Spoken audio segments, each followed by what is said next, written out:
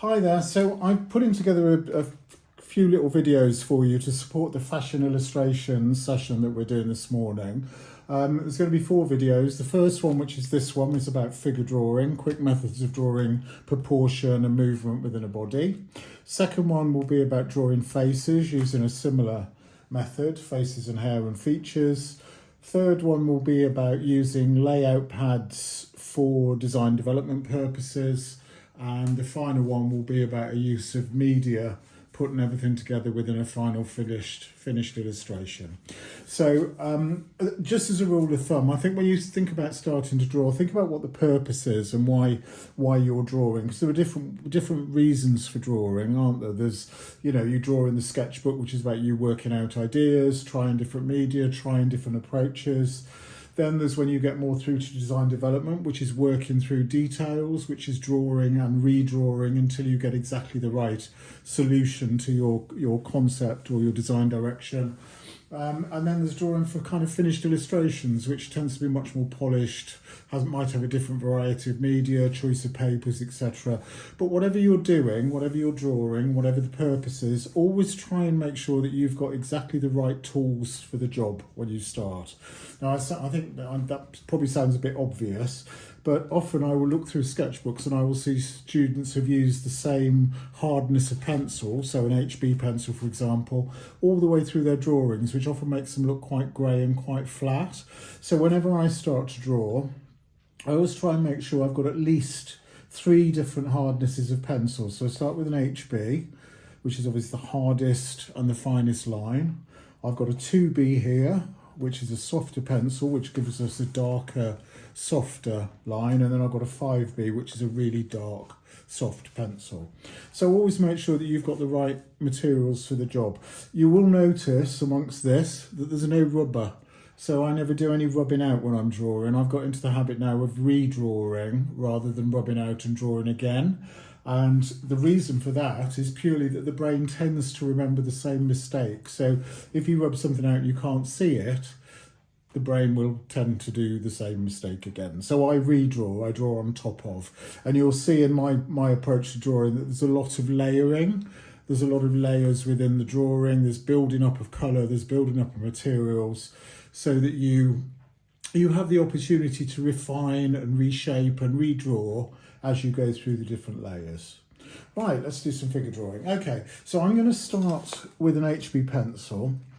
And often when I see people drawing figures or they start to draw fashion drawings, they will often start by drawing the outline of a person, which can take quite a long time. Sometimes the proportions can go a little bit awry if you're concentrating on the outline.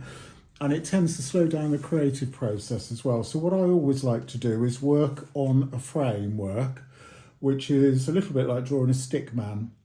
And then once you've got the stick man drawn, your proportions and scale and everything are there, and then you can draw on top of it, and it's a much quicker and easier way, especially when we get through to the design development process. So as a starting point, if you imagine that everybody has a centre line that goes right through the middle of their body, right from head to toe. So we're just drawing a centre line, mark the top of the head, bottom of the feet, and already I know my figure isn't going to drop off the page or be too small in relation to the size of the paper. So we've got the centre line, top of the head, bottom of the feet. We then draw a line for shoulders, chest, waist and hip. We draw in the head, which is an egg shape. And then remember to add a neck. I know that sounds obvious, but actually if you don't put the neck in, you end up with a very kind of round-shouldered figure. Slope the shoulders, and then we can draw in the shaping from chest to waist, waist to hip, and down to the feet. A couple of lines to give us a suggestion of arms.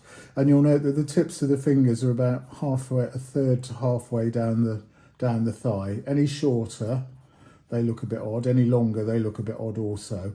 Elbows always in line with the waist, and that helps you maintain proportions throughout your drawing. So as you can see, we've got a very simple straight on figure there. Now you can still use this model to add to add movement into the figure. So if we tilt the hip to one side, for example, and then bring the line back under the head, put in the top of the head, bottom of the feet, and again we put in shoulders, chest, waist and hip.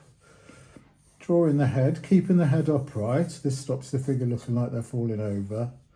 Slope the shoulders into the waist, the hip. And we'll bring that leg under the head. Now the other leg, then if you draw in another construction line,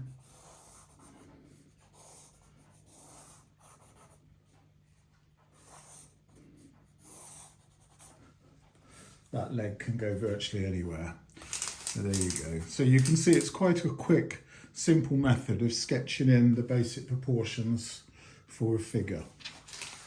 So if we elaborate on that, if we then want to start drawing in some detail, so say for example, so I'm drawing in with a thin HB pencil. Just going to draw some movement in, get shoulders, chest, waist and hip. Draw in the head, shoulders, slope into the waist.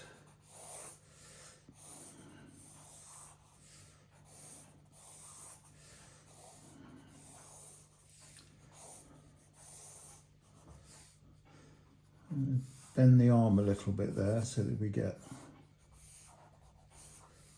a hands on hip kind of a stance.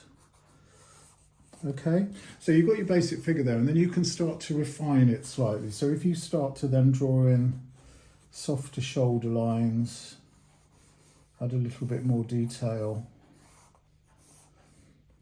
into the arm.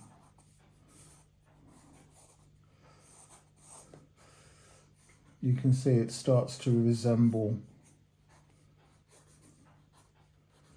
much more clearly a figure. You can soften the hips if you wish. And what that does is that gives you a really good base to start drawing on top of. So when you use templates, you have something similar, but the difference is that you've drawn this, so you're able to start to add your own handwriting. And as you become more confident, you might start to change the proportions, you might start to add your own style in, so that you start to develop a really strong aesthetic in terms of your own illustration. If you're drawing men, you can use exactly the same principle.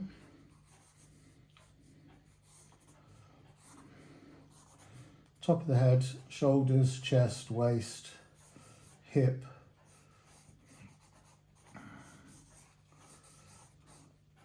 Make the neck slightly thicker, shoulders perhaps a little broader. The waist to hip ratio isn't as narrow.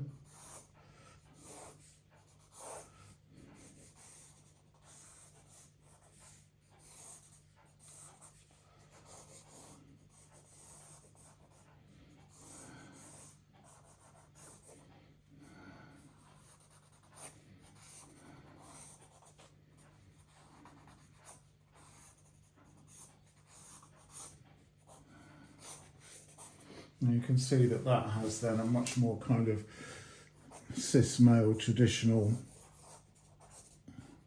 male silhouette. Okay, now once you've got that, of course, you can then start drawing in details on top. So this is where you can start designing. Now, if you work quickly, you could do a whole series of these outlines before you start design development, and then that will allow you to have a whole series of figures to draw your garments on. So once you've got this, you can then start to draw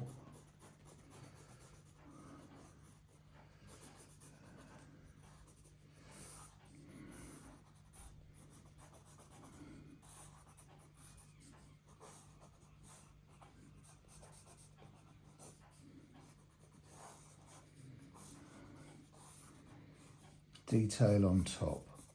So what it does is it gives you a really good basis, so you understand where the body is underneath, and then you can draw away from the body You can draw in line with the body. You can do whatever you want, really. You've got that kind of reference, haven't you?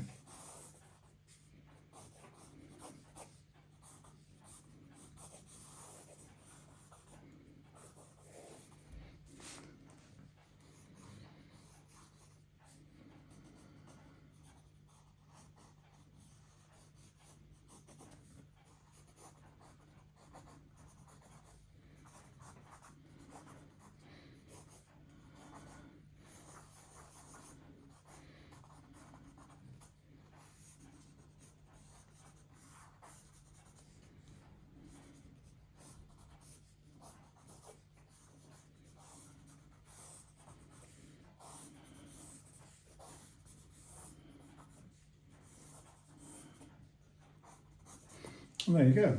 So you can see it's quite a quick method for drawing on figures, getting the proportions right before you start, and then drawing into them.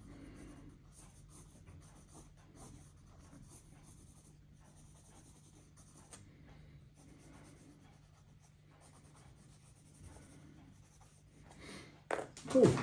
Et voila.